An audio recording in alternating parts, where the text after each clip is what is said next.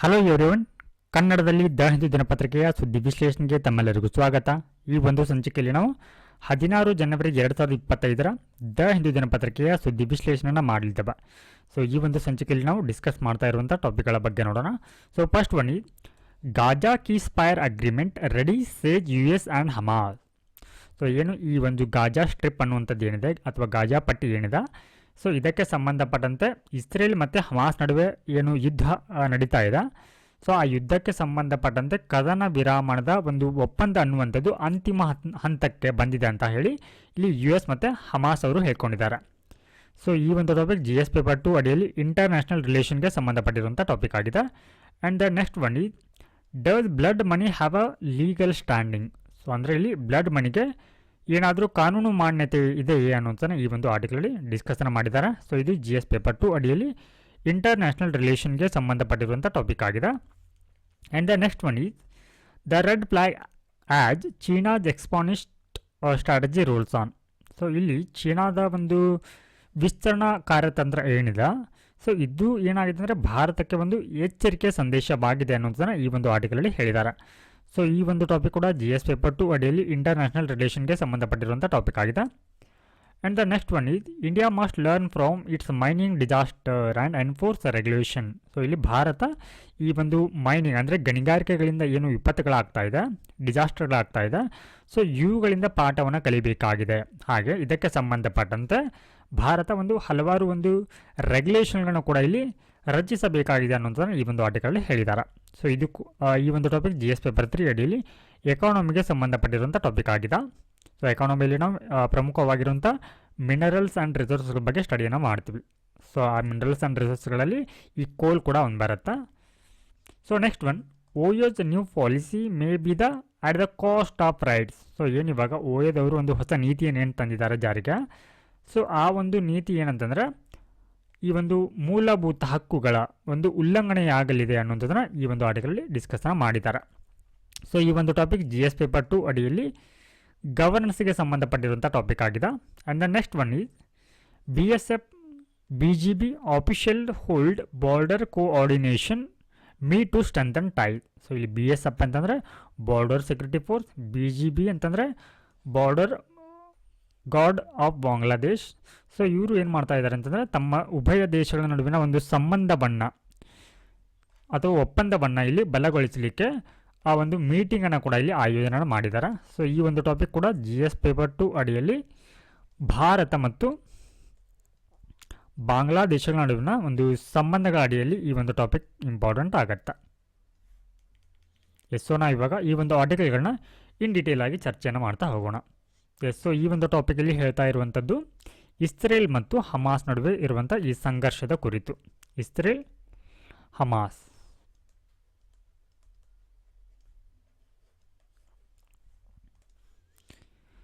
So ಈ ಎರಡೂ ದೇಶಗಳು ಏನಂತಂದರೆ ಇವಾಗ ಕದನ ವಿರಾಮದ ಒಂದು ಒಪ್ಪಂದಕ್ಕೆ, ಕದನ ವಿರಾಮ ಅಂದರೆ ಕೀಸ್ ಫೈರ್ ಅಗ್ರಿಮೆಂಟ್ಗೆ ಇಲ್ಲಿ ಅಂತಿಮವಾಗಿ ಒಪ್ಕೊಂಡಿದೆ. ಹಾಗಿದ್ರೆ ಇದರ ಒಂದು ಕಂಟೆಕ್ಸ್ಟನ್ನು ನೋಡೋದಾದರೆ ಸೊ ಇಲ್ಲಿ ಹಮಾಸ್ ಅನ್ನುವಂಥದ್ದು ಏನಾಗಿದೆ ಅಂತಂದ್ರೆ, ಸೊ ಈ ಒಂದು ಮ್ಯಾಪಲ್ಲಿ ನೀವು ನೋಡ್ಬೋದು, ಹಮಾಸ್ ಅನ್ನುವಂಥದ್ದು ಈ ಪ್ಯಾಲೆಸ್ತೈನ್ ಏನಿದೆ, ಸೊ ಈ ಪ್ಯಾಲೆಸ್ತೈನ್ನ ಒಂದು ಮಿಲಿಟೆಂಟ್ ಗ್ರೂಪ್ ಆಗಿದೆ. ಹಮಾಸ್ ಅನ್ನುವಂಥದ್ದು ಪ್ಯಾಲೆಸ್ತೈನಲ್ಲಿ ಕಂಡುಬರುತ್ತೆ. ಸೊ ಈ ಪ್ಯಾಲೆಸ್ತೈನಲ್ಲಿರುವಂಥ ಹಮಾಸ್ಗೆ ಮತ್ತು ಈ ಇಸ್ರೇಲ್ಗೆ ಏನಾಗ್ತಾ ಇದೆ ಅಂತಂದರೆ ಕಳೆದ ಅಂದರೆ 2023ರಿಂದ ಏನಾಗ್ತಾ ಇದೆ ಅಂದರೆ ಯುದ್ಧ ಆಗ್ತಾ ಇದೆ. ಸೊ ಎರಡೂ ದೇಶಗಳ ನಡುವೆ ಯುದ್ಧ ಆಗ್ತಾ ಇರುವಂಥದ್ದು. ಸೊ ಈ ಹಿನ್ನೆಲೆಯಲ್ಲಿ ಏನಾಗಿತ್ತು ಅಂದರೆ 2023ರಲ್ಲಿ ಹಮಾಸ್ ಏನು ಮಾಡುತ್ತೆ ಅಂದರೆ ಈ ಒಂದು ಇಸ್ರೇಲ್ ಮೇಲೆ ದಾಳಿಯನ್ನು ಮಾಡುತ್ತೆ. ಇಸ್ರೇಲ್ ಮೇಲೆ ದಾಳಿಯನ್ನು ಮಾಡಿದ್ದರ ಪರಿಣಾಮವಾಗಿ ಸುಮಾರು 1200 ಜನರ ಸಾವಿಗೆ ಕಾರಣರಾಗ್ತಾರೆ. ಸೊ ಅದಾದ ನಂತರ ಇದಕ್ಕೆ ಪ್ರತಿಕಾರವಾಗಿ ಇಸ್ರೇಲ್ ಕೂಡ ಏನು ಮಾಡುತ್ತೆ ಅಂದರೆ ಈ ಹಮಾಸ್ ಮೇಲೆ ದಾಳಿಯನ್ನು ಮಾಡುತ್ತೆ. ಸೊ ಇದರ ಪರಿಣಾಮವಾಗಿ ಈ ಹಮಾಸ್ನ ಅಂದರೆ ಈ ಪ್ಯಾಲೆಸ್ತೈನ ಸುಮಾರು 64,000 ಜನರ ಒಂದು ಸಾವಿಗೆ ಈ ಇಸ್ರೇಲ್ ದಾಳಿ ಕಾರಣವಾಗುತ್ತೆ. ಸೊ ಈ ಹಿನ್ನೆಲೆಯಲ್ಲಿ ಏನು ಮಾಡಲಾಗತ್ತೆ ಅಂತಂದರೆ ಈ ಒಂದು ರೀತಿಯ ಯುದ್ಧವನ್ನು ತಡೆಗಟ್ಟಲಿಕ್ಕೆ ಸೊ ಇಲ್ಲಿ ಏನು ಈ ಅಮೇರಿಕಾದ ಅಧ್ಯಕ್ಷರಾಗಿರುವಂಥ ಜೋ ಬಿಡೆನ್ ಏನಿದ್ದಾರೆ, ಸೊ ಇವರು 2024 ಜೂನ್ನಲ್ಲಿ 2024 ಜೂನಲ್ಲಿ ಒಂದು ಅಗ್ರಿಮೆಂಟನ್ನು ಮಾಡ್ಕೊಳ್ತಾರೆ. ಅಂದರೆ ಅದನ್ನು 3 ಹಂತದ ಅಂದರೆ 3 ಪೇಜ್ ಪ್ಲಾನಿಂಗ್ ಅಂತ ಹೇಳಿ ಈ ಹಮಾಸ್ ಮತ್ತು ಈ ಒಂದು ಇಸ್ರೇಲ್ ನಡುವೆ ನಡೀತಾ ಇರುವಂಥ ಒಂದು ಯುದ್ಧವನ್ನು ಕಡಿಮೆ ಮಾಡಲಿಕ್ಕೆ ಅಥವಾ ಅದನ್ನು ಉಪಶಮನವನ್ನು ಮಾಡಲಿಕ್ಕೆ ಒಂದು ಅಗ್ರಿಮೆಂಟ್ಗೆ ಬರ್ತಾರೆ ಜೋ ಬಿಡೆನ್ ಅವರು. ಸೊ ಇದರಲ್ಲಿ 3 ಪೇಜ್ ಏನಿದೆ, ಸೊ ಇದರಲ್ಲಿ ಮೊದಲನೇ ಒಂದು ಹಂತದಲ್ಲಿ ಏನು ಮಾಡಲಾಗತ್ತಂದರೆ ಇದು ಕಂಪ್ಲೀಟ್ ಆಗಿ ಕೀಸ್ಪೈರ್ನ ಜಾರಿಗೆ ತರುತ್ತೆ. ಅಂದರೆ ಏನು ಇವಾಗ ಇಸ್ರೇಲ್ ಮತ್ತು ಈ ಪ್ಯಾಲೆಸ್ತೈನ್ ನಡುವೆ ಏನು ಬಾರ್ಡರ್ ಇದೆ, ಸೊ ಆ ಬಾರ್ಡರ್ನಲ್ಲಿ ಸಂಪೂರ್ಣವಾಗಿ ಡಿಸ್ಆರ್ಮೆಂಟ್ ಅಂದರೆ ಸೇನೆ ಏನಿರುತ್ತೆ ಬಾರ್ಡರ್ ಸುತ್ತಮುತ್ತ ಆ ಸೇನೆಯನ್ನು ವಾಪಸ್ ಮಾಡ್ಕೊಳ್ಬೇಕಂತ ಹೇಳಿ ಮೊದಲೇ ಒಂದು ಹಂತ ಆಗಿರುತ್ತೆ. ಹಾಗೆ ಇದೇ ಒಂದು ಹಂತದಲ್ಲಿ ಏನು ಫಸ್ಟ್ ಪೇಜ್ ಅಗ್ರಿಮೆಂಟ್ ಏನಿರುತ್ತೆ, ಸೊ ಈ ಒಂದು ಸಂದರ್ಭದಲ್ಲಿ ಏನು ಯುದ್ಧ ನಡೆದಿರುವಂಥ ಸಂದರ್ಭದಲ್ಲಿ ಉಭಯ ದೇಶಗಳು ಏನಾದರೂ ಇಲ್ಲಿ ಮಹಿಳೆಯರಾಗಿರ್ಬೋದು ಅಥವಾ ಮಕ್ಕಳಾಗಿರ್ಬೋದು ಇವರನ್ನು ಏನಾದರೂ ಬಂಧನದಲ್ಲಿ ಇಟ್ಕೊಂಡಿದ್ರೆ ಅವರನ್ನು ಹಸ್ತಾಂತರ ಮಾಡಬೇಕು ಅಂತ ಹೇಳಿ ಈ ಒಂದು ಮೊದಲ ಹಂತದ ಒಪ್ಪಂದ ಆಗಿರುತ್ತೆ. ಸೊ ನಂತರದಲ್ಲಿ ಸೆಕೆಂಡ್ ಪೇಜ್ ಅಗ್ರಿಮೆಂಟ್ ಅಂತಂದರೆ ಇಲ್ಲಿ ಏನು ಈ ಒಂದು ಹೋರಾಟದ ಸಂದರ್ಭದಲ್ಲಿ ಉಭಯ ದೇಶಗಳು ಈ ಸೈನಿಕರನ್ನು ಏನಾದರೂ ಬಂಧನವನ್ನು ಮಾಡಿದರೆ ಅವರನ್ನು ಕೂಡ ಇಲ್ಲಿ ಬಿಡುಗಡೆಯನ್ನು ಮಾಡಬೇಕಂತ ಹೇಳಿ ಸೆಕೆಂಡ್ ಒಂದು ಪೇಜ್ ಒಪ್ಪಂದದ ಅಡಿಯಲ್ಲಿ ಬರುತ್ತೆ. ಸೊ ನೆಕ್ಸ್ಟ್ ಥರ್ಡ್ ಪೇಜ್ ಏನಾಗಿರುತ್ತೆ ಅಂತಂದ್ರೆ, ಸೊ ಏನಿವಾಗ ಈ ಎರಡೂ ಒಂದು ದಾಳಿಗಳಿಂದ ಈ ಗಾಜಾ ಸ್ಟ್ರಿಪ್ ಏನಿದೆ, ಸೊ ಈ ಗಾಜಾ ಸ್ಟ್ರಿಪ್ ಅನ್ನೋದು ಸಂಪೂರ್ಣವಾಗಿ ನಾಶ ಆಗಿದೆ. ಸೊ ಇದನ್ನು ಮರು ನಿರ್ಮಾಣವನ್ನು ಮಾಡುವುದು ಈ ಒಂದು 3ನೇ ಹಂತದ ಭಾಗವಾಗಿರುವಂಥದ್ದು, ಮರು ನಿರ್ಮಾಣ.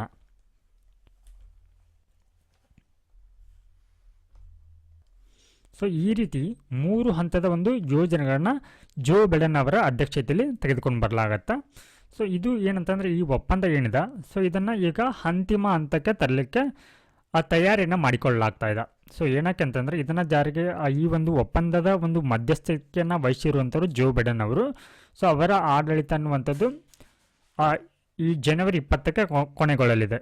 ಸೊ ಏನಕ್ಕೆ ಅಂತಂದ್ರೆ ಜನವರಿ 20ರಂದು ಮತ್ತೆ ಡೊನಾಲ್ಡ್ ಟ್ರಂಪ್ ಅವರು ಅಮೆರಿಕದ ಅಧ್ಯಕ್ಷರಾಗಿ ಆಯ್ಕೆ ಆಗಲಿದ್ದಾರೆ. ಸೊ ಈ ಹಿನ್ನೆಲೆಯಲ್ಲಿ ಈ ಒಪ್ಪಂದ ಅನ್ನುವಂಥದ್ದು ಇವಾಗ ಶೀಘ್ರವಾಗಿ ಜಾರಿಗೆ ಬರಲಿದೆ ಅನ್ನುವಂಥದ್ದನ್ನು ಹೇಳಲಾಗ್ತಾ ಇದೆ. ನಾವು let us move on to the next topic. Does blood money have a legal standing? So ಈ ಬ್ಲಡ್ ಮನಿ ಅನ್ನುವಂಥದ್ದು ಏನಿದೆ, ಸೊ ಇದಕ್ಕೆ ಏನಾದರೂ ಕಾನೂನು ಮಾನ್ಯತೆ ಇದೆ ಅನ್ನೋದನ್ನು ಈ ಒಂದು ಆರ್ಟಿಕಲಲ್ಲಿ ಚರ್ಚೆಯನ್ನು ಮಾಡಿದ್ದಾರೆ. ಹಾಗಿದ್ರೆ ನಾವು ಇವಾಗ ಈ ಬ್ಲಡ್ ಮನಿ ಅಂತಂದರೆ ಏನು, ಸೊ ಇದಕ್ಕೆ ಸಂಬಂಧಪಟ್ಟಂತೆ ಇರುವಂಥ ಸದ್ಯದ ಒಂದು ನ್ಯೂಸ್ ಏನು ಅನ್ನುವಂಥದ್ದನ್ನು ನೋಡೋಣ. ಎಸ್, ಸೊ ನಿಮಿಷಾ ಪ್ರಿಯಾಸ್ ಕೇಸ್. ಸೊ ಅಂದರೆ ಇಲ್ಲಿ ನಿಮಿಷಾ ಪ್ರಿಯಾ ಅನ್ನೋರು ಏನಿದ್ದಾರೆ ಇವರಿಗೆ ಸಂಬಂಧಪಟ್ಟಂತೆ ಇರುವಂಥ ಒಂದು ಪ್ರಕರಣವನ್ನು ನೋಡೋದಾದರೆ, ಸೊ ಇವರು ಕೇರಳದ ನರ್ಸ್ ಆಗಿದ್ದರು. Kerala nurse Nimisha Priya was sentenced to death in Yemen for murdering her business partner. So Kerala ಮೂಲದ ಏನು ಈ ನಿಮಿಷಾ ಪ್ರಿಯಾ ಅವರು ಏನಿದ್ದಾರೆ, ಸೊ ಇವರ ಬಿಸ್ನೆಸ್ ಅಂದರೆ ಈ ಯಮನಲ್ಲಿ ಇವರು ಏನು ಮಾಡ್ತಾ ಇರ್ತಾರೆ ಅಂತಂದರೆ ಇವರು ಹಾಸ್ಪಿಟಲ್ನ ಓಪನ್ ಮಾಡಿರ್ತಾರೆ. ಹಾಸ್ಪಿಟಲ್ ಅದರಲ್ಲಿ ನರ್ಸ್ ಆಗಿ ಕೆಲಸವನ್ನು ಮಾಡ್ತಾ ಇರ್ತಾರೆ. ಸೊ ಇವರು ತಮ್ಮ ಪಾರ್ಟ್ನರ್ ಅಂದರೆ ಯಮನ್ನ ಪ್ರಜೆ ಏನು ಇವರ ಒಂದು ಉದ್ಯೋಗದ ಪಾರ್ಟ್ನರ್ ಏನಾಗಿರ್ತಾರೆ, ಸೊ ಇವರನ್ನು ಮರ್ಡರ್ ಮಾಡಿರುವಂಥ ಕಾರಣಕ್ಕಾಗಿ ಯಮನ್ ದೇಶ ಏನು ಮಾಡುತ್ತೆ ಅಂದರೆ ಅವರಿಗೆ ಡೆತ್ ಸೆಂಟೆನ್ಸನ್ನು ನೀಡಿರುತ್ತೆ. ಹಾಗೆ ಇಲ್ಲಿ efforts for her acquittal and repatriation hinge on paying blood money to victims' family, a practice rooted in Islamic Sharia law. So ಇಲ್ಲಿ ಬ್ಲಡ್ ಮನಿ ಅನ್ನುವಂಥದ್ದು ಏನು ಮೆನ್ಷನ್ ಮಾಡಿದಾರ, ಈ ಬ್ಲಡ್ ಮನಿ ಅನ್ನುವಂಥದ್ದು ಏನಾಗಿದೆ ಅಂತಂದರೆ ಈ ಇಸ್ಲಾಮಿಕ್ ಶರಿಯಾ ಕಾನೂನ ಒಂದು ಆಚರಣೆಯಾಗಿದೆ, ಒಂದು ಪದ್ಧತಿಯಾಗಿದೆ. ಸೊ ಇದರ ಅರ್ಥ ನಾವಿವಾಗ ಈ ಒಂದು ಬ್ಲಡ್ ಮನಿ ಅಂತಂದರೆ ಏನು ಅಂತ ಅರ್ಥ ಮಾಡ್ಕೋಣ. So compensation paid by the perpetrator to the victim's family in case of murder or accidental death under the Sharia law. So ಇಲ್ಲಿ ಈ ಶರಿಯಾ ಕಾನೂನು ಏನಿದೆ, ಸೊ ಈ ಶರಿಯಾ ಕಾನೂನಿನ ಭಾಗವಾಗಿ ಏನು ಮಾಡಬೇಕಾಗತ್ತೆ ಅಂತಂದ್ರೆ, ಸಪೋಸ್ ಇವಾಗ ಒಬ್ಬ ವ್ಯಕ್ತಿ ಇನ್ನೊಬ್ಬ ವ್ಯಕ್ತಿಯನ್ನು ಹತ್ಯೆಯನ್ನು ಮಾಡಿದಂಥ ಸಂದರ್ಭದಲ್ಲಿ ಪರ್ಸನ್ 1 ಪರ್ಸನ್ 2ನ ಇಲ್ಲಿ ಹತ್ಯೆಯನ್ನು ಮಾಡಿದಾಗ ಈ ಒಂದು ಕುಟುಂಬದ ಏನಿರ್ತಾನೆ ಆ ವ್ಯಕ್ತಿಯ ಒಂದು ಕುಟುಂಬಸ್ಥರಿಗೆ ಪರಿಹಾರವಾಗಿ ಹತ್ಯೆಯನ್ನು ಮಾಡಿದ್ದರ ಏನೋ ಪರಿಹಾರಕ್ಕಾಗಿ ಏನು ಮಾಡಬೇಕಾಗತ್ತೆ ಅಂದರೆ ಈ ವ್ಯಕ್ತಿ ಪರ್ಸನ್ 1 ಏನು ಮಾಡಬೇಕಾಗತ್ತೆ, ಪರ್ಸನ್ 2 ವ್ಯಕ್ತಿಯ ಕುಟುಂಬಕ್ಕೆ ಇಲ್ಲಿ ಹಣವನ್ನು ಪಾವತಿ ಮಾಡುವುದು ಏನಾಗಿದೆ ಅಂತಂದ್ರೆ ಬ್ಲಡ್ ಮನಿ ಆಗಿದೆ. ಸೊ ಈ ರೀತಿ ಏನು ಇವಾಗ ನಿಮಿಷಾ ಪ್ರಿಯಾ ಅವರು ತಮ್ಮ ಬಿಸ್ನೆಸ್ ಪಾರ್ಟ್ನರ್ನ ಏನು ಹತ್ಯೆನ ಮಾಡಿದಾರ, ಸೊ ಈ ಪಾರ್ಟ್ನರ್ನ ಒಂದು ಕುಟುಂಬಕ್ಕೆ ಅಂದರೆ ಏನು ಇವಾಗ ನಿಮಿಷಾ ಪ್ರಿಯಾ ಅವರ ಮೇಲೆ ಡೆತ್ ಸೆಂಟೆನ್ಸನ್ನು ನೀಡಲಾಗಿದೆ. ಸೊ ಅದರಿಂದ ಅವರನ್ನು ಅಕ್ವೈಟಲ್ ಅಂದರೆ ಖುಲಾಸೆಯನ್ನು ಮಾಡಬೇಕು. ಅಕ್ವೈಟಲ್ ಅಂತಂದರೆ ಖುಲಾಸೆ ಅಂತ. ಹಾಗೆ ರೀಪ್ಯಾಟ್ರಿಯೇಷನ್ ಅಂದರೆ ಇವರನ್ನು ಮತ್ತೆ ಭಾರತಕ್ಕೆ ವಾಪಸ್ಸು ಕರೆ ತರಬೇಕಾಗಿದ್ದರೆ ಅವ್ರೇನು ಮಾಡಬೇಕಾಗತ್ತಂದ್ರೆ ಈ ವಿಕ್ಟಿಮ್ಸ್ ಫ್ಯಾಮ್ಲಿ ಅಂದರೆ ಏನು ಇವರಿಂದ ಹತ್ಯೆಯಾಗಿರುವಂಥ ಬಿಸ್ನೆಸ್ ಪಾರ್ಟ್ನರ್ ಅವರ ಕುಟುಂಬಕ್ಕೆ ಇಲ್ಲಿ ಬ್ಲಡ್ ಮನಿಯನ್ನು ಅಂದರೆ ಕಾಂಪೆನ್ಸೇಷನ್ನ ನೀಡುವುದರ ಮೇಲೆ ಏನಾಗಿದೆ ಅಂತಂದರೆ ಇದು ನಿರ್ಧಾರವಾಗತ್ತೆ ಅಂತ ಹೇಳಲಾಗ್ತಾ ಇದೆ. ಸೊ ಇದರ ಉದ್ದೇಶ ಏನು, ಈ ರೀತಿ ಬ್ಲಡ್ ಮನಿಯನ್ನು ನೀಡ್ತಾರೆ. ಸೊ ಇದರ ಹಿಂದಿನ ಉದ್ದೇಶ ಏನು ಅಂತಂದರೆ to elevate the victims family suffering rather than the putting price on human life. So ಏನಿವಾಗ ಈ ಬ್ಲಡ್ ಮನಿ ಅಥವಾ ಪರಿಹಾರವನ್ನು ನೀಡಲಾಗತ್ತೆ, ಸೊ ಇದರ ಅರ್ಥ ಇದು ಜೀವಕ್ಕೆ ಬೆಲೆಯನ್ನು ಕಟ್ಟುವುದು ಅಂತಲ್ಲ, ಇದರ ಅರ್ಥ ಅಲ್ಲ. ಅದರ ಬದಲಿಗೆ ಸೊ ಇದು ಏನು ಆ ನೊಂದಂಥ ವ್ಯಕ್ತಿಯ ಕುಟುಂಬಕ್ಕೆ ಇದು ಒಂದು ರೀತಿಯ ಪರಿಹಾರವನ್ನು ನೀಡುವ ಒಂದು ಮಾರ್ಗವಾಗಿ ಕಂಡುಬರುತ್ತೆ. The state retains the right to impose additional penalty. So ಇಲ್ಲಿ ಆಯಾ ದೇಶಗಳಿಗೆ, ಸ್ಟೇಟ್ ಅಂತಂದರೆ ಇಲ್ಲಿ ನೇಷನ್ ಅಂತ ಅಥವಾ ರಾಷ್ಟ್ರ ಅಂತ. ಸೊ ಈ ರೀತಿ ಒಂದು ಹತ್ಯೆಗೆ ಸಂಬಂಧಪಟ್ಟಂತೆ ಸೊ ಇಲ್ಲಿ ಅಡಿಷನಲ್ ಪೆನಾಲ್ಟಿ ಹೆಚ್ಚುವರಿ ದಂಡವನ್ನು ವಿಧಿಸುವಂಥ ಅಧಿಕಾರ ಆಯಾ ರಾಷ್ಟ್ರಗಳಿಗೆ ಇರುತ್ತೆ. ಸೊ ಇದೇ ರೀತಿಯ ಆಚರಣೆ ಜಾಗತಿಕವಾಗಿ ಯಾವೆಲ್ಲ ರಾಷ್ಟ್ರಗಳಲ್ಲಿ ಇದು ಜಾರಿಯಲ್ಲಿದೆ ಅನ್ನೋಂಥ ನೋಡೋಣ. ಸೊ ಈ ರೀತಿಯ ಒಂದು ಬ್ಲಡ್ ಮನಿ ಪ್ರಾಕ್ಟೀಸ್ ಅನ್ನುವಂಥದ್ದು ಸೌದಿ ಅರೇಬಿಯಾ, ಇರಾನ್, ಪಾಕಿಸ್ತಾನಗಳಲ್ಲಿ ಕೂಡ ಇದು ಜಾರಿಯಲ್ಲಿದೆ. ಆದರೆ ಈ ರೀತಿ ಬ್ಲಡ್ ಮನಿ ಅನ್ನುವಂಥದ್ದನ್ನು ಆದೇಶವನ್ನು ನೀಡುವಂಥ ಸಂದರ್ಭದಲ್ಲಿ ಜೆಂಡರ್, ರಿಲಿಜನ್ ಮತ್ತು ನ್ಯಾಷನಾಲಿಟಿಯನ್ನು ಕನ್ಸಿಡರ್ ಮಾಡಲಾಗತ್ತೆ. ಸೊ ಇದರರ್ಥ ಇಲ್ಲಿ ಮೇಲ್ ಮತ್ತು ಫಿಮೇಲ್ಗೆ ಏನಂತಂದರೆ ಕಾಂಪೆನ್ಸೇಷನಲ್ಲಿ ವ್ಯತ್ಯಾಸ ಇರುತ್ತೆ. ಹಾಗೆ ಧರ್ಮಗಳಲ್ಲಿ ಹತ್ಯೆಯನ್ನು ಯಾರು ಮಾಡಿರ್ತಾರೆ, ಯಾರು ಹತ್ಯೆಗೊಳಗಾಗಿರ್ತಾರೆ ಅವರ ಧರ್ಮವನ್ನು ಕೂಡ ನೋಡಲಾಗತ್ತೆ. ಹಾಗೆ ಅವರು ಯಾವ ರಾಷ್ಟ್ರಕ್ಕೆ ಬಿಲಾಂಗ್ ಆಗಿದ್ದಾರೆ ಅನ್ನೋದನ್ನು ಕೂಡ ಇಲ್ಲಿ ನೋಡಲಾಗತ್ತೆ. ಹಾಗೆ ಇಲ್ಲಿ effort towards equalising payments for men, women and non Muslim are under way but not fully implemented. So ಏನಿವಾಗ ಈ ಒಂದು ಸೌದಿ ಅರೇಬಿಯಾ ಆಗಿರ್ಬೋದು, ಇರಾನ್ ಆಗಿರ್ಬೋದು, ಪಾಕಿಸ್ತಾನ ಆಗಿರ್ಬೋದು, ಇಂತಹ ದೇಶಗಳಲ್ಲಿ ಮಹಿಳೆಯರಿಗೆ ಕಡಿಮೆ ಪರಿಹಾರವನ್ನು, ಸೊ ಇನ್ ಕೇಸ್ ಏನಾದರೂ ಮಹಿಳೆ ಅಂದರೆ ಫೀಮೇಲ್ ಏನಾದರೂ ಇಲ್ಲಿ ಮೇಲ್ ಹತ್ಯೆ ಮಾಡಿದರೆ ಅವರಿಗೆ ಏನು ಪುರುಷರಿಗೆ ವಿಧಿಸುವಂಥ ಅರ್ಧದ ಅಷ್ಟು ಹಣವನ್ನು ಪರಿಹಾರವಾಗಿ ಫೀಮೇಲ್ ಅವರು ನೀಡಬೇಕಾಗತ್ತೆ. ಸೊ ಈ ರೀತಿ ಧರ್ಮ, ಜಾತಿ ಮತ್ತು ಈ ರಾಷ್ಟ್ರೀಯತೆಗೆ ಸಂಬಂಧಪಟ್ಟಂತೆ ಬೇರೆ ಬೇರೆಯ ಒಂದು ಹಣದ ಅಥವಾ ಪೆನಾಲ್ಟಿಯನ್ನು ವಿಧಿಸಲಾಗತ್ತೆ. ಹಾಗಿದ್ರೆ ಇಲ್ಲಿ ಭಾರತದ ನಿಲುವೇನು ಈ ಬ್ಲಡ್ ಮನಿಗೆ ಸಂಬಂಧಪಟ್ಟಂತೆ, ಈ ರೀತಿಯ ಆಚರಣೆ ಅನ್ನೋಂಥದ್ದು ಭಾರತದಲ್ಲಿ ಕಂಡುಬರುತ್ತೆ ಅನ್ನೋಂಥದ್ದು ನೋಡೋಣ. So India does not formally recognise blood money. So ಅಂದರೆ ಭಾರತದಲ್ಲಿ ಇದನ್ನು ಫಾರ್ಮಲಿ ಅಂದರೆ ಔಪಚಾರಿಕವಾಗಿ ಬ್ಲಡ್ ಮನಿಯನ್ನು ರೆಕಗ್ನೈಸ್ ಮಾಡಲ್ಲ. ಬದಲಿಗೆ ಸೊ ಪ್ಲೀ ಬಾರ್ಗೇನಿಂಗ್ಗೆ ಇಲ್ಲಿ ಅವಕಾಶ ಇರುತ್ತೆ ಅಂಡರ್ ಕ್ರಿಮಿನಲ್ ಲಾ ಆ್ಯಕ್ಟ್ 2005. ಹಾಗೆ plea bargaining has stricker limitation than blood money. So ಅಂದರೆ ಈ ಬ್ಲಡ್ ಮನಿ ಏನಿದೆ, ಸೊ ಇದಕ್ಕೆ ಹೋಲಿಸಿದರೆ ಈ ಏನು ಪ್ಲೀ ಬಾರ್ಗೇನಿಂಗ್ ಏನಿದೆ, ಸೊ ಇದು ಸ್ಟ್ರಿಕ್ಕರ್ ಕಠಿಣವಾದಂಥ ಒಂದು ಮಿತಿಗಳನ್ನ ಒಳಗೊಂಡಿರುತ್ತೆ. ಇನ್ನು ಐತಿಹಾಸಿಕವಾಗಿ ನೋಡೋದಾದರೆ ಇದು ಹಲವಾರು ದೇಶಗಳಲ್ಲಿ ಕೂಡ ಅಸ್ತಿತ್ವದಲ್ಲಿತ್ತು. ಸೊ ಅವುಗಳಲ್ಲಿ ಐರ್ಲೆಂಡ್ ಆಗಿರ್ಬೋದು, ವೇಲ್ಸ್ ಆಗಿರ್ಬೋದು ಮತ್ತು ಮಿಡಿವಲ್ ಜರ್ಮನಿಯಲ್ಲೂ ಕೂಡ ಈ ರೀತಿಯ ಒಂದು ಪದ್ಧತಿ ಅನ್ನುವಂಥದ್ದು ಆಚರಣೆಯಲ್ಲಿತ್ತು. ಹಾಗೆ ಇಲ್ಲಿ compensation was based on the victim status or severity of the crime. So ಏನು ಈ ದೇಶಗಳಲ್ಲಿ ಈ ಒಂದು ಹತ್ಯೆಗೆ ಸಂಬಂಧಪಟ್ಟಂತೆ ಅಥವಾ ಪರಿಹಾರವನ್ನು ನೀಡಲಾಗ್ತಾ ಇತ್ತು, ಆ ಪರಿಹಾರ ಅನ್ನುವಂಥದ್ದು ವಿಕ್ಟಿಮ್ಸ್ ಅಂದರೆ ಇಲ್ಲಿ ಸಂತ್ರಸ್ತರು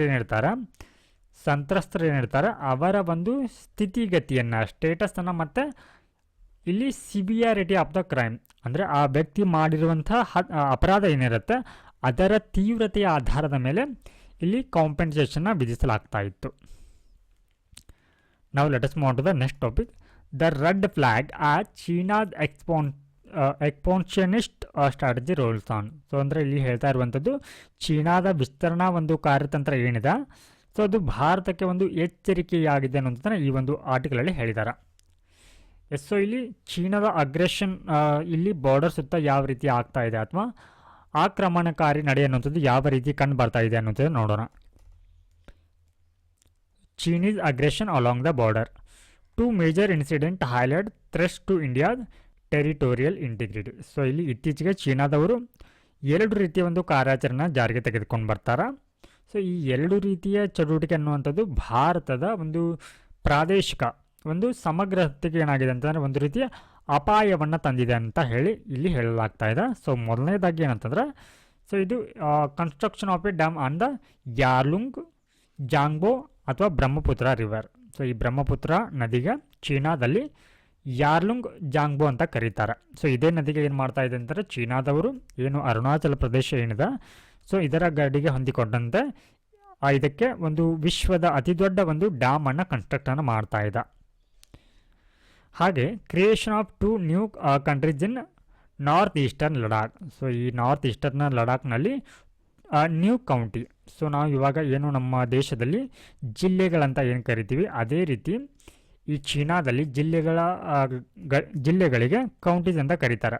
ಸೊ ಈ 2 ಹೊಸ ಜಿಲ್ಲೆಗಳನ್ನ ಏನು ಮಾಡ್ತಾ ಇದೆ ಅಂದರೆ ಈ ನಾರ್ದರ್ನ್ ಈಸ್ಟರ್ನ್ ಲಡಾಖ್ನಲ್ಲಿ ಚೀನಾದವರು ನಿರ್ಮಾಣವನ್ನು ಮಾಡ್ತಾ ಇದ್ದಾರೆ.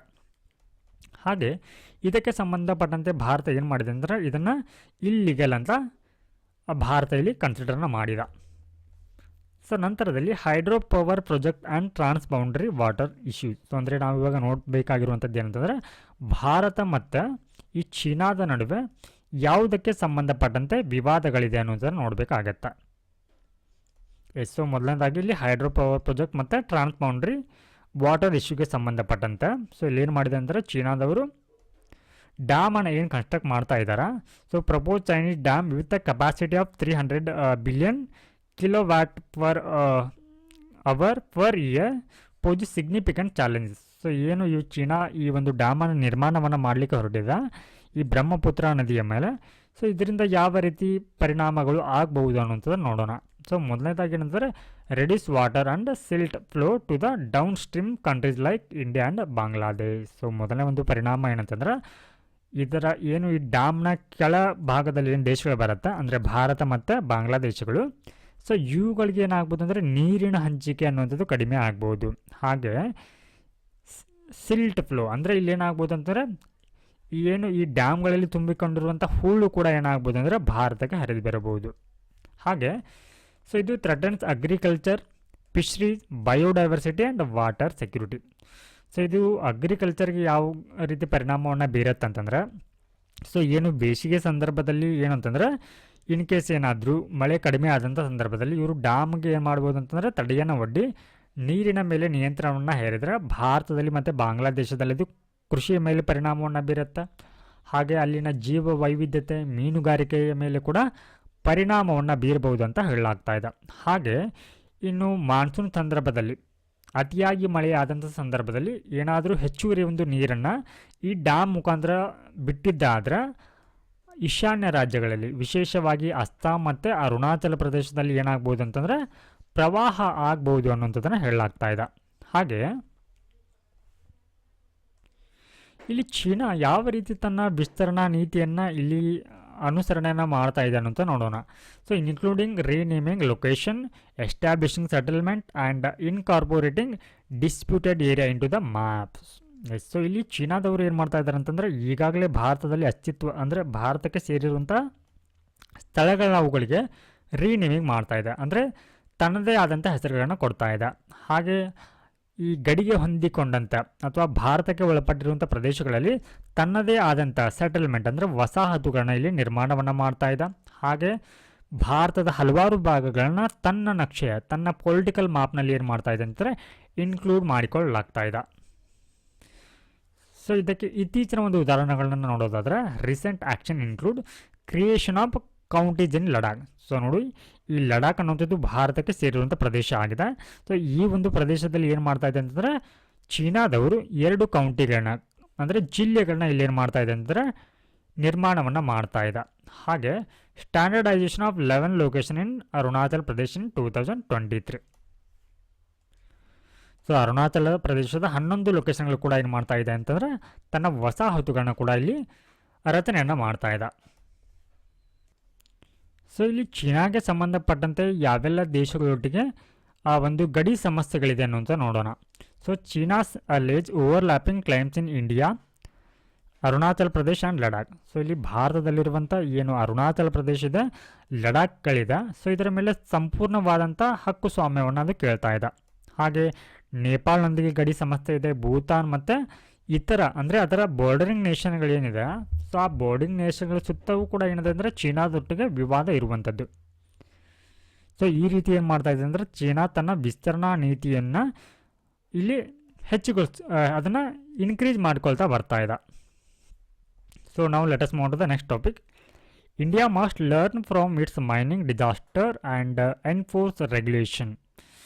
ಸೊ ಈ ಒಂದು ಆರ್ಟಿಕಲ್ ಇಲ್ಲಿ ಹೇಳ್ತಾ ಇರುವಂಥದ್ದು ಏನಂತಂದರೆ ಕೋಲ್ ಮೈನ್ಗೆ ಸಂಬಂಧಪಟ್ಟಿರುವಂಥದ್ದು. ಕೋಲ್ ಮೈನಿಂಗ್, ಕಲ್ಲಿದ್ದಲು ಗಣಿಗಾರಿಕಾ. ಸೊ ಏನು ಇತ್ತೀಚೆಗೆ ಈ ಅಸ್ಸಾಂನ ದಿಮಾ ಹಸಾವು ಅನ್ನುವಂಥ ಜಿಲ್ಲೆಯಲ್ಲಿ ಏನಾಗಿತ್ತು ಅಂದ್ರೆ ರ್ಯಾಟ್ ಹೋಲ್ ಮೈನಿಂಗ್ ಮಾಡಲಿಕ್ಕೆ ಹೋಗಿ ಅಲ್ಲಿ ಸುಮಾರು 9 ಜನ ಕಾರ್ಮಿಕರು ಸಾವಿಗೀಡಾಗಿದ್ದರು. ಸೊ ಈ ಹಿನ್ನೆಲೆಯಲ್ಲಿ ಈ ರೀತಿ ಕೋಲ್ ಮೈನಿಂಗ್ ಮಾಡುವಂಥ ಸಂದರ್ಭದಲ್ಲಿ ಏನು ಅಪಾಯಗಳಾಗ್ತಾ ಇದೆ ಅಥವಾ ವಿಪತ್ತುಗಳಾಗ್ತಾ ಇದೆ, ಸೊ ಇದಕ್ಕೆ ಸಂಬಂಧಪಟ್ಟಂತೆ ಭಾರತ ಹಲವಾರು ಪಾಠಗಳನ್ನು ಕಲಿಯಬೇಕಾಗಿದೆ. ಹಾಗೆ ಇದಕ್ಕೆ ಸಂಬಂಧಪಟ್ಟಂತೆ ನೀತಿಗಳನ್ನ ಜಾರಿಗೆ ತರಬೇಕು ಅನ್ನುವಂಥದ್ದನ್ನು ಈ ಒಂದು ಆರ್ಟಿಕಲಲ್ಲಿ ಹೇಳಿದ್ದಾರೆ. ಸೊ ಕೋಲ್ ಮೈನಿಂಗ್ ಟ್ರಾಜಿಡಿ ಇನ್ ಅಸ್ಸಾಂ. ಸೊ ಇಲ್ಲಿ ಅಸ್ಸಾಂನಲ್ಲಿ ಆಗಿರುವಂಥ ಈ ಒಂದು ಕಲ್ಲಿದ್ದಲು ಗಣಿಗಾರಿಕೆ ಒಂದು ದುರಂತದ ಬಗ್ಗೆ ನೋಡೋದಾದ್ರೆ, so 4 deaths reported in Dima Hasao district due to coal mining accident. So ಇಲ್ಲಿ ರ್ಯಾಟ್ ಹೋಲ್ ಮೈನಿಂಗ್ ಮಾಡಲಿಕ್ಕೆ ಹೋಗಿ ಸೊ ಏನಾಗಿದೆ ಅಂತಾರೆ ಅಲ್ಲಿ ಫ್ಲಡ್ ಆಗಿ, ಸೊ ಅಂದರೆ ಈ ಒಂದು ಸುರಂಗ ಮಾರ್ಗದಲ್ಲಿ ಏನು ಈ ಒಂದು ಇಲಿ ಬಿಲ ಗಣಿಗಾರಿಕೆ ಅಂತ ಏನು ಕರಿತೀವಿ ರ್ಯಾಟ್ ಹೋಲ್ ಮೈನಿಂಗ್, ಸೊ ಇದನ್ನು ಮಾಡಲಿಕ್ಕೆ ಹೋಗಿ ಏನಾಗಿದೆ ಅಂದರೆ ಈ ಒಂದು ಸುರಂಗ ಮಾರ್ಗದಲ್ಲಿ ನೀರು ಇರುವ ಕಾರಣಕ್ಕಾಗಿ ಏನಾಗಿದೆ ಅಂದರೆ ಸುಮಾರು 4 ಜನರು ಇಲ್ಲಿ ಸಾವಿಗೀಡಾಗಿದ್ದಾರೆ ಅಂತ ಹೇಳಲಾಗ್ತಾ ಇದೆ. So incident revives debate on the dangerous of rat hole mining. So ಈ ರೀತಿಯ ಒಂದು ಇನ್ಸಿಡೆಂಟ್ ಅನ್ನುವಂಥದ್ದು ರ್ಯಾಟ್ ಹೋಲ್ ಮೈನಿಂಗ್ ಅನ್ನುವಂಥದ್ದು ಎಷ್ಟು ಅಪಾಯಕಾರಿ ಅನ್ನುವಂಥದ್ದನ್ನು ಚರ್ಚೆಗೆ ಈಡು ಮಾಡಿದ. ಸೊ ಇವಾಗ ರ್ಯಾಟ್ ಹೋಲ್ ಮೈನಿಂಗ್ ಬಗ್ಗೆ ನೋಡೋದಾದ್ರೆ, so an outdated hazardous method involving manual digging of narrow tunnel. So ಇಲ್ಲಿ ರ್ಯಾಟ್ ಹೋಲ್ ಮೈನಿಂಗ್ ಅಂತಂದ್ರೆ ಸೊ ಈ ರೀತಿ ಏನು ಬೆಟ್ಟ ಪ್ರದೇಶಗಳೇನಿರುತ್ತೆ, ಸೊ ಇಲ್ಲಿ ಏನು ಮಾಡ್ತಾರೆ ಅಂದರೆ ಸಾಮಾನ್ಯವಾಗಿ ಈ ರೀತಿ ಸುರಂಗಗಳನ್ನ ಕೊರಿತಾರೆ ಭೂಮಿಯಲ್ಲಿ. ಈ ರೀತಿ ಸುರಂಗವನ್ನು ಕೊರೆದು ಏನು ಮಾಡ್ತಾರೆ ಅಂತಂದ್ರೆ ಅಲ್ಲಿ ಕೋಲನ್ನು ಎಕ್ಸ್ಟ್ರಾಕ್ಟ್ ಮಾಡ್ತಾರೆ, ಅಂದರೆ ಕಲ್ಲಿದ್ದಲನ್ನ ಹೊರಗೆ ತೆಗೆಯಲಾಗತ್ತೆ. ಸೊ ಇದು ತುಂಬ ಅಪಾಯಕಾರಿಯಾಗಿರುವಂಥದ್ದು. ಏನಕ್ಕೆ ಅಂತಂದರೆ ಈ ಒಂದು ಪ್ರದೇಶದಲ್ಲಿ ಉಸಿರಾಟಕ್ಕೆ ಬೇಕಾಗಿರುವಂಥ ಸೂಕ್ತವಾದ ಗಾಳಿ ಇರೋದಿಲ್ಲ. ಹಾಗೆ ಏನು ಈ ಸುರಂಗವನ್ನು ಏನು ಕೊರೆದಿರ್ತಾರೆ, ಸೊ ಇದಕ್ಕೆ ಸೂಕ್ತವಾದಂಥ ಅಂದರೆ ಈ ಸುರಂಗದ ಒಳಗೋಡೆ ಏನಿರುತ್ತೆ, ಸೊ ಇದು ಯಾವಾಗ ಬೇಕಿದ್ರೂ ಕುಸಿಯುವಂಥ ಒಂದು ಸಾಧ್ಯತೆ ಇರುತ್ತೆ. ಹಾಗೆ ಇಲ್ಲಿ ಏನಾಗ್ಬೋದು ಅಂದರೆ ಅಂತರ್ಜಲದ ನೀರು ಕೂಡ ಒಳ ನುಗ್ಗುವಂಥ ಕಾರಣಕ್ಕಾಗಿ ಅದೇನಾಗ್ಬೋದು ಅಂತಾರೆ ಅಲ್ಲಿ ಪ್ರವಾಹ ಅಂದರೆ ನೀರು ಒಳನುಗ್ಗಿ ಏನಾಗ್ಬೋದು ಅಂದರೆ ಹಲವಾರು ಒಂದು ಜನರ ಸಾವಿಗೆ ಕಾರಣ ಆಗ್ಬೋದು. ಹಾಗೆ ಈ ರೀತಿಯ ಒಂದು ಚಟುವಟಿಕೆಗಳಲ್ಲಿ ಅಂದರೆ ರ್ಯಾಟ್ ಹೋಲ್ ಮೈನಿಂಗ್ ಆ್ಯಕ್ಟಿವಿಟಿಗಳಲ್ಲಿ ಏನು ಮಾಡಲಾಗಂದ್ರೆ ಸಾಮಾನ್ಯವಾಗಿ ಅನ್ಸ್ಕಿಲ್ಡ್ ಲೇಬರ್ ಅಂದರೆ ಈ ಒಂದು ಕೌಶಲ್ಯರಹಿತ ಒಂದು ಕಾರ್ಮಿಕರು ಏನಿರ್ತಾರೆ ಅವರನ್ನು ಇನ್ಕ್ಲೂಡ್ ಮಾಡಿಕೊಂಡಿರ್ತಾರೆ. ಸೊ ಅದರಲ್ಲೂ ಹೆಚ್ಚಾಗಿ ಏನಂತಂದರೆ ಚಿಲ್ಡ್ರನ್ ಅವರನ್ನು ಇದರಲ್ಲಿ ನಿಯೋಜನೆಯನ್ನು ಮಾಡಿಕೊಳ್ಳಲಾಗಿರುತ್ತೆ. ಯಾಕಂದರೆ ಈ ರ್ಯಾಟ್ ಹೋಲ್ ಮೈನಿಂಗ್ ಅನ್ನುವಂಥದ್ದು ತುಂಬ ಚಿಕ್ಕದಾಗಿರುತ್ತೆ. ಸೊ ಇದರಲ್ಲಿ ಚಿಕ್ಕದಾಗಿರೋದ್ರಿಂದ ಚಿಕ್ಕ ಮಕ್ಕಳನ್ನ ಏನು ಮಾಡಲಾಗತ್ತೆ ಅಂದರೆ ಇದರಲ್ಲಿ ಕಾರ್ಮಿಕರಾಗಿ ಅವರನ್ನು ನೇಮಿಸಿಕೊಳ್ಳಲಾಗತ್ತೆ. ಸೊ ಈ ರೀತಿಯ ಒಂದು ಅಪಾಯಗಳನ್ನು ಮನಗಂಡಂತಹ NGT ಏನಿದೆ ಅಂದರೆ ನ್ಯಾಷನಲ್ ಗ್ರೀನ್ ಟ್ರಿಬ್ಯುನಲ್ ಏನಿದೆ, ಸೊ ಈ ರೀತಿಯ ಒಂದು ರ್ಯಾಟ್ ಹೋಲ್ ಮೈನಿಂಗನ್ನು ಏನು ಮಾಡುತ್ತೆ ಅಂತಂದರೆ 2014ರಲ್ಲಿ ಇದನ್ನು ಬ್ಯಾನ್ನ ಮಾಡುತ್ತೆ. ಹಾಗೆ ಈ ಒಂದು ರ್ಯಾಟ್ ಹೋಲ್ಗೆ ಸಂಬಂಧಪಟ್ಟಂತೆ ಸುಪ್ರೀಂ ಕೋರ್ಟ್ ಇಲ್ಲಿ ಗಮನಿಸಿರುವಂಥ ಅಂಶಗಳ ಬಗ್ಗೆ ನೋಡೋದಾದರೆ, so questioned if rat hole mining persist without the connivance of officials. So ಅಂದರೆ ಇದು ಅಲ್ಲಿನ ಸ್ಥಳೀಯ ಅಧಿಕಾರಿಗಳೇನಿರ್ತಾರೆ ಅವರ ಒಂದು ಒಪ್ಪಿಗೆ ಇಲ್ಲದೆ ಈ ರೀತಿ ಒಂದು ಗಣಿಗಾರಿಕೆಗಳನ್ನ ಮಾಡಲಾಗ್ತಾ ಇದೆ ಅನ್ನೋದನ್ನು ಇಲ್ಲಿ ಪ್ರಶ್ನೆಯನ್ನು ಮಾಡಿತ್ತು. ಹಾಗೆ highlighted issue during the rescue of 15 miners in East Jaintia Hills December 2018. So 2018ರಲ್ಲಿ 15 ಒಂದು ಕಾರ್ಮಿಕರನ್ನು ಈ ರ್ಯಾಟ್ ಹೋಲ್ ಮೈನಿಂಗ್ಗೆ ಸಂಬಂಧಪಟ್ಟಂತೆ ಇಲ್ಲಿ ರಕ್ಷಣೆಯನ್ನು ಮಾಡಿತ್ತು. ಸೊ ಇದಕ್ಕೆ ಸಂಬಂಧಪಟ್ಟಂತೆ ಮೇಲಿನ ಪ್ರಶ್ನೆಯನ್ನು ಸುಪ್ರೀಂ ಕೋರ್ಟ್ ಮಾಡಿತ್ತು. ಹಾಗೆ ಇಲ್ಲಿ ಏನು ಹೇಳಿದೆ ಅಂತಂದರೆ ಡಿಮ್ಯಾಂಡ್ ಫಾರ್ ಕೋಲ್ ಸಸ್ಟೆನ್ಸ್ ಇಲ್ಲಿಗಲ್ ಮೈನಿಂಗ್. ಸೊ ಇದನ್ನು ಈ ರೀತಿ ಒಂದು ರ್ಯಾಟ್ ಹೋಲ್ ಮೈನಿಂಗ್ ಏನು ಮಾಡ್ತಾರೆ, ಸೊ ಇದನ್ನು ಇಲ್ಲಿಗಲ್ ಅಂತ ಹೇಳಿ ಇದನ್ನು ಕರೆದಿತ್ತು. ಹಾಗೆ ಡಿಸ್ಪೈಟ್ ದ ಬ್ಯಾನ್ ಕೋಲ್ is still in demand for cement and thermal power plants in the north East. So ಈ ರೀತಿ ಬ್ಯಾನ್ನ ಮಾಡಿದರೂ ಕೂಡ ಸೊ ಇಲ್ಲೇನು ಮಾಡಲಾಗ್ತಾ ಇದೆ ಅಂತಂದರೆ ಈ ಒಂದು ರ್ಯಾಟ್ ಹೋಲ್ ಮೈನಿಂಗ್ ಮೂಲಕ, ಯಾಕಂತಂದರೆ ಇಲ್ಲಿ ಇದನ್ನು ಕೋಲನ್ನು ಸಿಮೆಂಟ್ ಮತ್ತು ಥರ್ಮಲ್ ಪವರ್ ಪ್ಲಾಂಟ್ಗಳಲ್ಲಿ ಬೇಡಿಕೆ ಹೆಚ್ಚಾಗಿರುವಂಥ ಕಾರಣಕ್ಕಾಗಿ ಈ ರೀತಿ ಒಂದು ಮೈನಿಂಗ್ ಆ್ಯಕ್ಟಿವಿಟಿಗಳಲ್ಲಿ ಇನ್ವಾಲ್ವ್ ಆಗ್ತಾ ಇದ್ದಾರೆ. ಹಾಗೆ ಇಲ್ಲಿ ರಾಜ್ಯ ಸರ್ಕಾರಗಳು ಕೂಡ ಏನು ಮಾಡುತ್ತೆ ಅಂದರೆ ಕೆಲವೊಂದು ಬಾರಿ ನೇರವಾಗಿ ಈ ರ್ಯಾಟ್ ಹೋಲಿಂಗ್ ಮೈನಿಂಗನ್ನು ಪ್ರಮೋಟ್ ಮಾಡುತ್ತೆ. ಸೊ ಕೆಲವೊಂದಿಷ್ಟು ತುರ್ತು ಒಂದು ಸಂದರ್ಭಗಳಲ್ಲಿ. ಸೊ ಇಲ್ಲಿ ಉದಾಹರಣೆಯಾಗಿ ನೋಡೋದಾದ್ರೆ, ಸೊ ಇಲ್ಲಿ 2023 ಉತ್ತರ ಕಾಶಿ ಟನೆಲ್ ರೆಸ್ಕ್ಯೂ ಸಂದರ್ಭದಲ್ಲಿ ಕೂಡ ಏನು ಮಾಡಿತ್ತು ಅಂದರೆ ಈ ರ್ಯಾಟ್ ಹೋಲ್ ಮೈನರ್ ಅವರ ಮೇಲೆ ಡಿಪೆಂಡೆಂಟ್ ಆಗಿತ್ತು ತನ್ನ ಕಲ್ಲಿದ್ದಲನ್ನ ಎಕ್ಸ್ಟ್ರಾಕ್ಟ್ ಮಾಡಿಕೊಳ್ಳಲಿಕ್ಕೆ. ಸೊ ಹೀಗಾಗಿ ಇವುಗಳಿಗೆ ಸಂಬಂಧಪಟ್ಟಂತೆ ಏನು ಈ ರೀತಿ ಬಾನ್ ಮಾಡಿದರೂ ಕೂಡ ಅಥವಾ ಇಲ್ಲಿ ಹಲವಾರು ಜನರ ಸಾವಿಗೆ ಕಾರಣ ಆದರೂ ಕೂಡ ಏನಾಗ್ತಾ ಇದೆ ಅಂತಾರೆ ಈ ರ್ಯಾಟ್ ಹೋಲ್ ಮೈನಿಂಗ್ ಅನ್ನೋಂಥದ್ದು ಅಸ್ತಿತ್ವದಲ್ಲಿರೋದ್ರಿಂದ ಭಾರತ ಇದಕ್ಕೆ ಸಂಬಂಧಪಟ್ಟಂತೆ ಒಂದಿಷ್ಟು ಕಠಿಣ ಕ್ರಮಗಳನ್ನು ಕೈಗೊಳ್ಳಬೇಕಾಗತ್ತೆ. ನಾವು let us move to the next topic. BSF BGB officials hold border coordination meet to strengthen tie. So ಉಭಯ ದೇಶಗಳ ಏನು ಸೆಕ್ಯೂರಿಟಿ ಫೋರ್ಸಸ್ಗಳೇನಿದೆ ಇವೆರಡೂ ಕೂಡ ಏನು ಮಾಡಲಿದೆ ಅಂತಂದರೆ ಒಂದು ಸೌಹಾರ್ದಯುತ ಕೋಆರ್ಡಿನೇಷನ್ ಮೀಟಿಂಗನ್ನು ಮಾಡಿಕೊಳ್ಳಲಿದೆ. ಸೊ ಯಾವ ಒಂದು ಕಾರಣಕ್ಕಾಗಿ ಈ ಒಂದು ಮೀಟಿಂಗನ್ನು ಮಾಡಿಕೊಳ್ಳಲಾಗ್ತಾ ಇದೆ ಅಂತಂದರೆ, ಸೊ ಏನು ಭಾರತ ಮತ್ತು ಈ ಬಾಂಗ್ಲಾದೇಶದ ಗಡಿಯ ಸುತ್ತಮುತ್ತ ಏನು ಮಾಡಲಾಗ್ತಾ ಇದೆ ಅಂದರೆ ಬಾಂಗ್ಲಾದೇಶದವರು ಒಂದು ಫೆನ್ಸಿಂಗನ್ನು ಬಾರ್ಡರ್ ಫೆನ್ಸಿಂಗನ್ನು ಮಾಡ್ತಾ ಇದ್ದಾರೆ. ಸೊ ಇದಕ್ಕೆ ಸಂಬಂಧಪಟ್ಟಂತೆ ಭಾರತ ಏನು ಮಾಡಿತ್ತು ಅಂದರೆ ವಿರೋಧವನ್ನು ಕೂಡ ಮಾಡಿತ್ತು. ಸೊ ಈ ಹಿನ್ನೆಲೆಯಲ್ಲಿ ಈ ಒಂದು ಮೀಟಿಂಗ್ ನಡೆದಿರುವಂಥದ್ದು. ಸೊ ಈ ಒಂದು ಮೀಟಿಂಗಲ್ಲಿ ಯಾವೆಲ್ಲ ವಿಷಯಗಳಿಗೆ ಅಂದರೆ ಭಾರತ ಮತ್ತು ಏನು ಬಾಂಗ್ಲಾದೇಶ ಏನಿದೆ, ಸೊ ಈ ಭಾರತ ಬಾಂಗ್ಲಾದೇಶಗಳ ಒಂದು ಗಡಿ ಏನಿದೆ, ಸೊ ಈ ಗಡಿಯ ಸುತ್ತಮುತ್ತ ಏನೆಲ್ಲ ಸವಾಲುಗಳು ಅಥವಾ ಇಶ್ಯೂಗಳಿದೆ ಅನ್ನೋದರ ಚರ್ಚೆಯನ್ನು ಮಾಡಲಿಕ್ಕೆ ಇಲ್ಲಿ ಈ ಒಂದು ಸಭೆಯನ್ನು ಕರೆದಿರುವಂಥದ್ದು. ಸೊ ಮೊದಲನೇದಾಗಿ ಏನಂತಂದರೆ ಡೆವಲಪ್ಮೆಂಟ್ ಪ್ರಾಜೆಕ್ಟ್, ಅಂದರೆ ಅಲ್ಲಿ ರಸ್ತೆಗಳನ್ನ ಆಗಿರ್ಬೋದು ಅಥವಾ ಯಾವುದಾದ್ರೂ ಪ್ರಮುಖವಾಗಿರುವಂಥ ಇನ್ಫ್ರಾಸ್ಟ್ರಕ್ಚರನ್ನ ಡೆವಲಪ್ ಮಾಡೋದರ ಕುರಿತಾಗಿರ್ಬೋದು. ಹಾಗೆ ಅಲ್ಲಿ ಏನಾದರೂ ಈ ಒಂದು ಕ್ರಾಸ್ ಬಾರ್ಡರ್ ಒಂದು ಕ್ರೈಮ್ ಏನಾದರೂ ಆಗ್ತಾಯಿದ್ರೆ, ಫಾರ್ ಎಕ್ಸಾಂಪಲ್ ಇವಾಗ ಕೆಟಲ್ಸ್ ಸ್ಮಗ್ಲಿಂಗ್ ಆಗಿರ್ಬೋದು, ದನಗಳ ಒಂದು ಜಾನುವಾರುಗಳ ಒಂದು ಕಳ್ಳ ಸಾಗಣೆ ಏನಾದರೂ ಆಗ್ತಾಯಿದ್ರೆ ಅಥವಾ ಹ್ಯೂಮನ್ ಟ್ರಾಫಿಕಿಂಗ್ ಮಾನವ ಕಳ್ಳ ಸಾಗಣೆ, ಸೊ ಹಾಗೆ ಇಲ್ಲಿಗಲ್ ಇಮಿಗ್ರೇಷನ್ ಕುರಿತು ಈ ಒಂದು ಮೀಟಿಂಗಲ್ಲಿ ಚರ್ಚೆನ ಮಾಡಲಿದ್ದಾರೆ.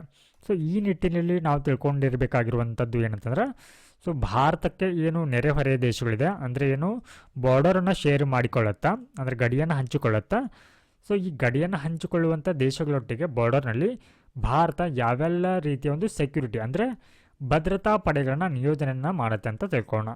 ಸೊ ಮೊದಲನೇದಾಗಿ ಬಾರ್ಡರ್ ಸೆಕ್ಯೂರಿಟಿ ಫೋರ್ಸ್ ಅಂದರೆ BSF ಅನ್ನು ಬಾಂಗ್ಲಾದೇಶ್ ಮತ್ತು ಪಾಕಿಸ್ತಾನ ಬಾರ್ಡರ್ನಲ್ಲಿ ಇವರನ್ನು ನಿಯೋಜನೆಯನ್ನು ಮಾಡಲಾಗತ್ತೆ. ಅಂದರೆ ಬಾಂಗ್ಲಾದೇಶ್ ಮತ್ತು ಪಾಕಿಸ್ತಾನ ಗಡಿಗೆ ಹೊಂದಿಕೊಂಡಂತೆ ರಕ್ಷಣಾ ಇಲ್ಲಿ ಜವಾಬ್ದಾರಿ ಯಾರ್ದಾಗಿರುತ್ತೆ ಅಂದರೆ ಬಾರ್ಡರ್ ಸೆಕ್ಯೂರಿಟಿ ಫೋರ್ಸ್ ಅವ್ರದ್ದು ಆಗಿರುತ್ತೆ. ಸೊ ನಂತರದಲ್ಲಿ ಚೀನಾ ಬಾರ್ಡರ್, ಭಾರತ ಮತ್ತು ಚೀನಾ ಬಾರ್ಡರ್ನಲ್ಲಿ ಭಾರತದಿಂದ Indo Tibetan border police force ಇರುತ್ತೆ.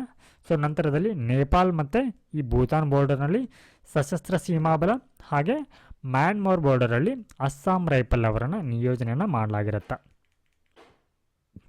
Now let us move to the next topic. OA's new policy may be at the cost of rights. Yes, so ಇತ್ತೀಚೆಗೆ ಏನಂತಂದ್ರೆ ದೇಶದ ಒಂದು ಪ್ರಮುಖ travel booking company, so OYO ಅನ್ನುವಂಥದ್ದು ಏನಿದೆ ಓಯೋ, ಸೊ ಇದು ಟ್ರಾವೆಲ್ ಬುಕ್ಕಿಂಗ್ ಕಂಪನಿ ಆಗಿದೆ. Travel booking company, yes. So ಇದು ಏನಂತಂದರೆ ತನ್ನ ಚೆಕ್ ಇನ್ ನಿಯಮಗಳಲ್ಲಿ ಏನು ಮಾಡಿದೆ ಅಂದರೆ ಒಂದಿಷ್ಟು ಬದಲಾವಣೆಯನ್ನು ಮಾಡಿಕೊಂಡಿದೆ. ಆ ಬದಲಾವಣೆ ಏನಂತಂದ್ರೆ ಏನು ಅವಿವಾಹಿತ ಜೋಡಿಗಳು ಏನಿರ್ತಾರೆ ಅಂದರೆ ಅನ್ಮ್ಯಾರಿಡ್ ಪೇರ್ಸ್ ಏನಿರುತ್ತೆ ಅವರಿಗೆ ಇಲ್ಲಿ ಯಾವುದೇ ರೀತಿಯ ಒಂದು ಅಂದರೆ ಹೋಟೆಲ್ಗಳಲ್ಲಿ ಯಾವುದೇ ರೀತಿಯ ಒಂದು ಅವಕಾಶವನ್ನು ನೀಡೋದಿಲ್ಲ ಅಂತ ಹೇಳಿ ಈ ಒಂದು ಟ್ರಾವೆಲ್ ಬುಕ್ಕಿಂಗ್ ಕಂಪನಿ ಹೇಳ್ಕೊಂಡಿದೆ. ಸೊ ಏನು ಈ ನಿಯಮವನ್ನು ಜಾರಿಗೆ ತಂದಿದೆ, ಸೊ ಇದು ಸದ್ಯ ಮೀರತ್ನಲ್ಲಿ ಈ ನಿಯಮ ಜಾರಿಗೆ ಬಂದಿರುವಂಥದ್ದು. ಈ ಮೂಲಕ ಏನಂತಂದರೆ ಈ ಹೋಟೆಲ್ಗೆ ಬರುವಂಥ ಜೋಡಿಗಳು ಏನು ಮಾಡಬೇಕಂದ್ರೆ ಕಡ್ಡಾಯವಾಗಿ ಇಲ್ಲಿ ತಮ್ಮ ಸಂಬಂಧದ ಬಗ್ಗೆ ಅಂದರೂ ಏನು ಪೇರ್ ಏನಿರುತ್ತೆ ಅವರು ಕಡ್ಡಾಯವಾಗಿ ಯಾವ ರೀತಿ ಒಂದು ಸಂಬಂಧವನ್ನು ಹೊಂದಿದ್ದಾರೆ ಅನ್ನೋದರ ಕುರಿತು ಒಂದು ಸಾಕ್ಷಿಯನ್ನು ತೆಗೆದುಕೊಂಡು ಬರಬೇಕಂತ ಹೇಳಿದ. ಹಾಗೆ ಇಲ್ಲಿ ಇದು ಆನ್ಲೈನ್ ಬುಕ್ಕಿಂಗನ್ನು ಮಾಡುವಂಥ ಸಂದರ್ಭದಲ್ಲೂ ಕೂಡ ಈ ರೀತಿಯ ನಿಯಮ ಅನ್ನುವಂಥದ್ದು ಅಪ್ಲೈ ಆಗುತ್ತೆ ಅಂತ ಕೂಡ ಹೇಳ್ಕೊಂಡಿದ್ದ. ಹಾಗೆ ಇದು ಓಯೋ ರೂಮ್ಗೆ ಮಾತ್ರವಲ್ಲ, ತನ್ನ ಪಾರ್ಟ್ನರ್ ಒಂದು ಹೋಟೆಲ್ಗಳೇನಿರುತ್ತೆ ಆ ಒಂದು ಹೋಟೆಲ್ಗೂ ಕೂಡ ಇದೇ ರೀತಿ ಒಂದು ನಿಯಮವನ್ನು ಜಾರಿಗೆ ತರಬೇಕಂತ ಹೇಳಿ ಇದು ಆದೇಶವನ್ನು ಮಾಡಿದ. ಸೊ ಈ ರೀತಿ ಏನು ಆದೇಶವನ್ನು ಮಾಡಿದ, ಸೊ ಇದು ಯಾವ ರೀತಿಯಾಗಿ ಏನು ಫಂಡಮೆಂಟಲ್ ರೈಟ್ಸ್ ಏನಿದೆ, ಮೂಲಭೂತ ಹಕ್ಕುಗಳೇನಿದೆ, ಸೊ ಇವುಗಳು ಯಾವ ರೀತಿ ಇದು ಉಲ್ಲಂಘನೆಯನ್ನು ಮಾಡುತ್ತೆ ಈ ಒಂದು ನಿಯಮ ಅನ್ನೋದನ್ನು ನೋಡೋಣ. ಎಸ್, ಸೊ ಇಲ್ಲಿ ಲೀಗಲ್ ಆ್ಯಂಡ್ ಕಾನ್ಸ್ಟಿಟ್ಯೂಷನಲ್ ಫ್ರೇಮ್ವರ್ಕ್ ಏನು ಹೇಳುತ್ತೆ ಅನ್ನೋದನ್ನು ನೋಡೋಣ. ಕಾನ್ಸ್ಟಿಟ್ಯೂಷನಲ್ ಫ್ರೇಮ್ವರ್ಕ್ ಅಂದರೆ ಕಾನೂನು ಮತ್ತು ಸಾಂವಿಧಾನಿಕ ಚೌಕಟ್ಟಿನ ಅಡಿಯಲ್ಲಿ ಈ ಹಕ್ಕುಗಳ ಉಲ್ಲಂಘನೆ ಏನಿವಾಗ ಅವಿವಾಹಿತ ಜೋಡಿಗಳಿಗೆ ಹೋಟೆಲ್ಗಳಿಗೆ ಸಂಪರ್ಕ ಪ್ರವೇಶ ಇಲ್ಲ ಅಂತ ಹೇಳಿ ಏನು ಹೇಳಿದ, ಈ ಪ್ರವೇಶದ ನಿರಾಕರಣೆ ಅನ್ನುವಂಥದ್ದು ಯಾವ ರೀತಿ ಇದು ಸಂವಿಧಾನದಲ್ಲಿ ಇರುವಂತಹ ಹಕ್ಕುಗಳ ಉಲ್ಲಂಘನೆ ಆಗುತ್ತೆ ಅನ್ನೋದು ನೋಡೋಣ. ಎಸ್, ಸೊ ಇಲ್ಲಿ ಆರ್ಟಿಕಲ್ 21. ಸೊ ಆರ್ಟಿಕಲ್ 21 ಏನಿದೆ, ಸೊ ಇದಕ್ಕೆ ಸಂಬಂಧಪಟ್ಟಂತೆ ಸುಪ್ರೀಂ ಕೋರ್ಟ್ ಏನು ಹೇಳಿತ್ತು ಅಂತಂದರೆ, the supreme court has upheld the right to enter premarital relationship under article 21 of the constitution. ಅಂದರೆ ಈ ವಿವಾಹಿತರು ಅಂದರೆ ಇನ್ನೂ ಕೂಡ ಅವರು ವಿವಾಹ ಆಗದೇ ಇರುವಂಥ ಜೋಡಿಗಳಿಗೂ ಕೂಡ ಇಲ್ಲಿ ಆರ್ಟಿಕಲ್ 1 ಅಡಿಯಲ್ಲಿ ಅವರಿಗೆ ರಕ್ಷಣೆಯನ್ನು ನೀಡಲಾಗುವುದು ಅಂತ ಹೇಳಿ ಸುಪ್ರೀಂ ಕೋರ್ಟ್ ಹೇಳಿದ.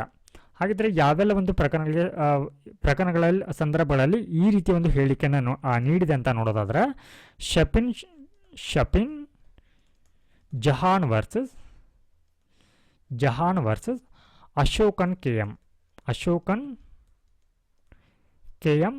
2020.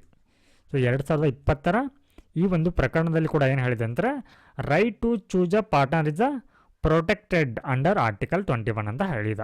ಅಂದರೆ ನಿಮ್ಮ ಸಂಗಾತಿ ಏನಿರ್ತಾರೆ ಅವರನ್ನು ಆಯ್ಕೆ ಮಾಡಿಕೊಳ್ಳುವಂಥದ್ದು, ಹಾಗೆ ಅವರ ರಕ್ಷಣೆ ಅನ್ನುವಂಥದ್ದು ಕೂಡ ಏನಾಗಿದೆ ಅಂತಂದರೆ ಇಲ್ಲಿ ಆರ್ಟಿಕಲ್ 1 ಅಡಿಯಲ್ಲಿ ಬರುತ್ತೆ ಅಂತ ಹೇಳಿ ಕೂಡ ಹೇಳಿದ. ಸೊ ಅದಾದ ನಂತರದಲ್ಲಿ ಇಲ್ಲಿ ನವತೇಜ್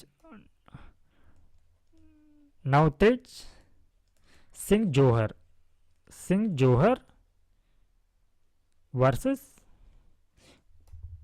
ಯೂನಿಯನ್ ಆಫ್ ಇಂಡಿಯಾ ಪ್ರಕರಣದಲ್ಲಿ ಕೂಡ ಏನು ಹೇಳಿದೆ ಅಂತಂದರೆ, ಯೂನಿಯನ್ ಆಫ್ ಇಂಡಿಯಾ. ಸೊ ಇಲ್ಲಿ ಕೂಡ ಸುಪ್ರೀಂ ಕೋರ್ಟ್ ಏನು ಹೇಳುತ್ತೆ ಅಂದರೆ, recognise the right to compensation ಅಂದರೆ physical, emotional, mental and sexual as part of personal liberty ಅಡಿಯಲ್ಲಿ ಬರುತ್ತೆ ಅಂತ ಹೇಳಿ ಸುಪ್ರೀಂ ಕೋರ್ಟ್ ಇಲ್ಲಿ ಹೇಳಿರುವಂಥದ್ದು. ಸೊ ಹೀಗಾಗಿ ಏನಂತಂದರೆ, ಈ ಒಂದು ವಿವಾಹಿತರಲ್ಲದಂಥ ಜೋಡಿಗಳಿಗೆ ಈ ರೀತಿ ಒಂದು ಹೋಟೆಲ್ನ ಪ್ರವೇಶ ಅನ್ನುವಂಥದ್ದನ್ನು ನಿರಾಕರಣೆಯನ್ನು ಮಾಡುವಂಥದ್ದು ಏನಾಗುತ್ತೆ, ಆರ್ಟಿಕಲ್ 21ನ ಉಲ್ಲಂಘನೆ ಆಗುತ್ತೆ ಅಂತ ಹೇಳಿ ಈ ಒಂದು ಆರ್ಟಿಕಲ್ಲಿ ಡಿಸ್ಕಸ್ಸನ್ನು ಮಾಡಿದ್ದಾರೆ.